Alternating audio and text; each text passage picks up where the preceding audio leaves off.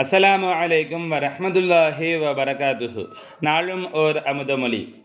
நீர், திவலைகள், கடல் அலைகள், நுரை, குமிழ் போன்ற உதாரணங்கள் ஒரே பொருளிலிருந்து வந்தவைகளே. கடல் பல கோடானு கோடி கணக்கான துளிகள், அலைகள், நுரைகள், குமிழ்கள் போன்றவற்றை உள்ளடக்கியது. மேலும் அவைகளாலே அந்த கடலும் ஆகியுள்ளது. அந்த கடலிலிருந்தே மேற்கூறப்பட்டவைகளும் வெளியாகி கடல் என்னும் பெயர் மறைந்து தனி பொருளாய் விளங்குகின்றது. அவை அதில் மறைந்ததும் எல்லாம் கடலாகி விடுகின்றன. கடலிலிருந்து வெளியான திவலையில் கப்பல் ஓட முடியாது, மீன் இருக்காது.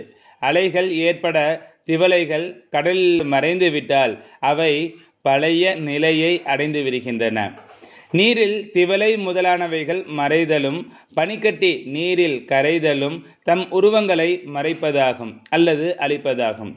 இதனையே ஃபனா என்று கூறுவர். இவ்வாறே ஹல்கும் ஹக்கில் மறைவுக்கு முன்னாலோ பின்னாலோ ஃபனாவை அடைகிறது. அப்படியான தன்மைகளை அடைந்தவர்களையே மகான்கள் என்பர். இவர்களே ஃபனாஃபில்லா ஆவார்கள். அதனாலேயே ஒரு பொது மனிதனை அல்லது மற்ற சிருஷ்டிகளை அல்லாஹ் என கூற முடியாது என்போம். சிருஷ்டிகளில் பரிபூர்ணத்தன்மையை அவைகள் அடைந்து அவைகள் தம்மை அறிந்த பின்னரே அவைகள் இறைத்தன்மையை அடைகின்றன. அவற்றின் பரிபூர்ணத்தன்மையை நோக்கியே ஆத்மாவும் ஜடமுமான தூளப்பொருளை ஹக் என கூறுகின்றோம். அவ்வாறு கூறும்போது பரிபூரணம், எல்லாம் அது சம்பூரணம் என்னும் லட்சணத்தை மறந்துவிடக்கூடாது. மறந்துவிடின் இணை எனும் ஷிர்காகிவிடும். இவ்வாறே மரத்திலிருந்து செய்யப்பட்ட யானையை யானை என்று கூறும்போது அது மரம் என்பதை அப்படியே மறந்து விடுகின்றோம். இதுவே இணை என்னும் பெரிய ஷிர்காகும்.